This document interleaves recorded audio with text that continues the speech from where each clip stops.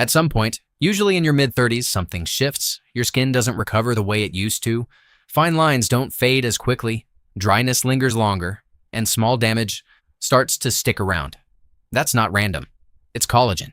Your body is simply producing less of it and repairing it more slowly. And here's where things get frustrating. Right when this starts happening, you get flooded with solutions.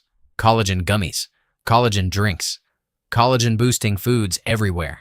Everything promising tighter skin, fewer wrinkles, faster repair. But the more you look into it, the more confusing it gets. One source says bone broth is the answer. Another says powders are better. Some say food doesn't matter at all, and somehow everything sounds scientific, but none of it gives you a clear answer. So you end up doing a little bit of everything, hoping something works, but nothing really changes. Because the real issue isn't effort. It's that most of these recommendations are either incomplete or completely misunderstood. Before we go any further, you need a simple way to make sense of all this. Otherwise, everything will keep sounding contradictory. Because not all collagen foods work in the same way. In reality, there are only 3 ways any food can support your collagen. First, direct support. These are foods that actually provide collagen, or the exact building blocks your body uses to make it. Think of this as giving your skin raw materials. Second, indirect support. These don't contain collagen themselves, but they provide the nutrients your body needs to produce it. Without them, your body literally can't build collagen properly, even if you have the raw materials. And third, protective support. These help prevent your existing collagen from breaking down. They don't build new structure, but they slow the damage. Now, here's the mistake most people make. They focus on just one of these, usually the first one. They take collagen or eat collagen-rich foods, but ignore the nutrients that actually allow their body to use it. So nothing really changes. And once you understand this framework, everything we're about to go through becomes very clear. What works, what doesn't, and why. So instead of guessing, I went through the actual evidence behind the most popular collagen foods you see everywhere. Not just what people say works, but what your body can realistically use. And what stood out was pretty clear. Some of these foods do support collagen, and in a meaningful way. Some barely do anything at all. And a few are only helpful if one specific condition is met, which most people completely miss. And that's where things get interesting, because there's one factor, a single nutrient, that quietly determines whether any of this works or fails. Most people don't even think about it. But without it, you can eat all the collagen you want, and your skin still won't improve. We'll come back to that in a moment. First, let's cut through the noise and quickly sort what's worth your time and what isn't. Let's strip this down quickly, no fluff, just what actually holds up. Collagen gummies? Mostly marketing. Low doses, added sugar, nowhere near enough to make a real difference. Collagen creams? They sound logical, but they don't work the way you think. Most collagen creams use large molecules that sit on the surface. A few high-end products use smaller peptides, but even then, the effect is minimal compared to eating it. Moisturizing, yes. Rebuilding collagen? No. Collagen powder? This is one of the few that actually delivers. Broken down into peptides, your body can absorb and use. Simple, consistent, effective. Collagen water? Looks clean, feels healthy, but usually underdosed and overpriced. You're paying more for branding than benefit. Bone broth? This one sits in the middle. It can provide collagen, but the quality is wildly inconsistent. Mistake most people make, assuming any broth will do. Even if it gels, the exact amount varies wildly, from 2 grams to 10 grams per cup. Fish skin? Surprisingly powerful. High in the type of collagen your skin actually uses, and easier for your body to absorb. Seeds? No collagen at all. But skipping them is a mistake. They provide key minerals your body needs to build collagen. Egg whites? Underrated, cheap, effective. They supply specific amino acids that support collagen production. Berries? Helpful, but misunderstood. They protect collagen more than they build it. We'll keep them here in the fast verdicts because that's really all you need to know. And then there's the one thing almost everyone overlooks, the factor that determines whether any of this works at all. We're about to get into that. But first, let's break down the ones that actually make a difference, and why. Now, let's slow this down and look at what actually makes a difference. Not just what sounds good, but what your body can realistically use. Collagen peptides. These are collagen proteins that have already been broken down into smaller chains called peptides. That matters because your body doesn't absorb whole collagen very well. It needs it in smaller pieces. So when you take collagen peptides, you're essentially giving your body ready-to-use building blocks, especially amino acids like glycine and proline, which are directly involved in skin structure. And this is one of the few areas where we actually see consistent results. Not dramatic overnight changes, but over time, improvements in skin hydration, elasticity, and recovery. That's the key here, consistency. This isn't a quick fix. It's steady support, which is why the best way to use it isn't complicated. Just make it part of something you already do. Coffee, smoothies, anything you have daily, bone broth. This is often promoted as the natural collagen source. And yes, it can contain collagen. But the problem is reliability. The actual collagen content depends on how it's made, how long it's cooked, what parts are used, how concentrated it is. Some batches are rich in collagen, others barely contain any. A simple way to tell?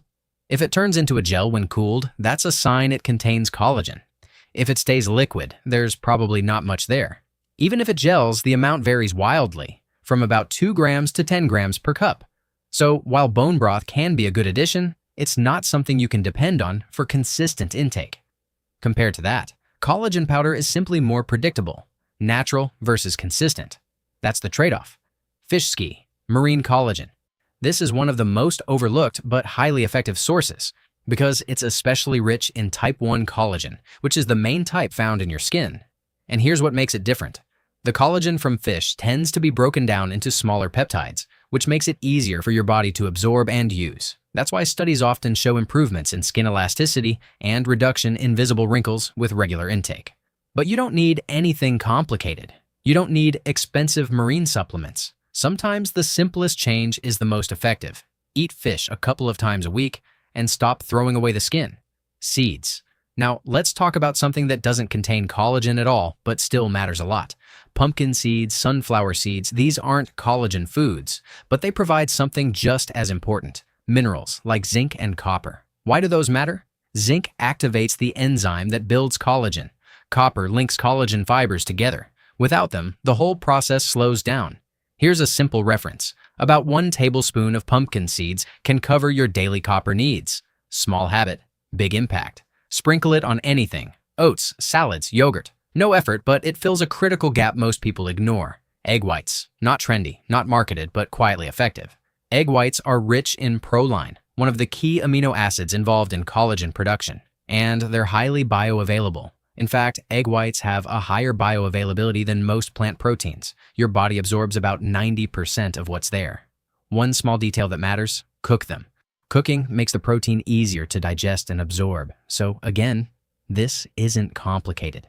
It's just about including simple, consistent sources your body knows how to use.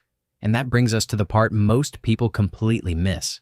Because you can have all the building blocks, all the support nutrients, all the protection in place, and your body still won't produce strong, stable collagen unless one critical piece is there. Now here's the part most people don't want to hear. It's not just about what you add, it's also about what you keep doing that quietly breaks collagen down. Start with sugar. High sugar intake leads to a process called glycation, where sugar molecules bind to collagen fibers and make them stiff and brittle. So even if you're building collagen, you're damaging it at the same time. Then there's smoking. It reduces blood flow to your skin, which means fewer nutrients and less oxygen reaching the cells that repair collagen. And finally, UV exposure. Sunlight, especially without protection, directly breaks down existing collagen. This one is constant, daily, silent. And here's the reality, you can't out-supplement these habits. If the damage is ongoing, no amount of collagen intake will fully compensate for it. The missing key, vitamin C. This is the part almost everyone overlooks, and it's the reason so many collagen routines fail. Vitamin C is not optional, it's required. Not helpful, not supportive, required. Because your body uses vitamin C to stabilize and structure collagen fibers. Without it, the collagen you produce is weak, loose, and unstable. Think of it like this. You can have all the raw materials, all the amino acids, all the collagen peptides, but without vitamin C, your body can't lock them into strong, functional tissue. It's like trying to build a structure without reinforcement. It might form, but it won't hold. In extreme cases, this becomes very obvious. There's a condition called scurvy, where the body literally can't maintain collagen. Skin weakens, wounds don't heal, tissue breaks down. Now, you're probably not dealing with that level of deficiency, But here's the important part. You don't need to be severely deficient for your collagen to be compromised. Even a mild lack of vitamin C can mean slower repair, weaker skin, less elasticity. And this is where most people go wrong. They focus on collagen intake, but ignore the one nutrient that makes it usable, so nothing really changes. Now, the good news, this is easy to fix. Some of the best sources are simple, everyday foods. Red bell pepper, extremely high in vitamin C kiwi. One of the most efficient sources, strawberry, adds both protection and support broccoli, easy to include in meals. But there's one small detail that matters more than people realize. Heat destroys vitamin C. So if everything is heavily cooked, you're not getting as much as you think. That's why adding even one raw source per day, something simple, like half a bell pepper or a kiwi, can make a real difference. And this is the turning point. Because once vitamin C is in place, now your body can actually use everything else you're doing. This is what most people are missing, and it's why their results never match their effort. Now, instead of overcomplicating this, let's reduce everything into something you can actually follow, because none of this works if it's inconsistent. You don't need a perfect diet. You don't need a long routine. You just need a few key pieces, done regularly. Think of this as your 30-second collagen protocol. In the morning, add collagen peptides to something you already drink. Coffee, tea, smoothie, it doesn't matter. No extra step, just attach it to a habit that already exists. At lunch, include one raw source of vitamin C, half a red bell pepper, a kiwi, a handful of strawberries. Simple, but this is the switch that makes everything else work. A few times a week, eat fish with the skin on, not every day. Just consistently enough to give your body that high-quality collagen source. Daily, add eggs and a small amount of seeds. Doesn't need to be precise, just make it part of your meals. And always, make sure vitamin C is present somewhere in your day. That's it. No extremes, no complicated tracking. One important reality check. Don't expect changes in a week. Skin turnover takes about 6 to 8 weeks. Give it 2 to 3 months of consistency before judging.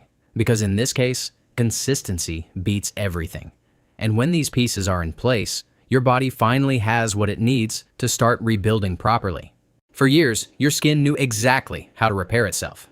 It built collagen. It recovered quickly. It stayed firm without you even thinking about it.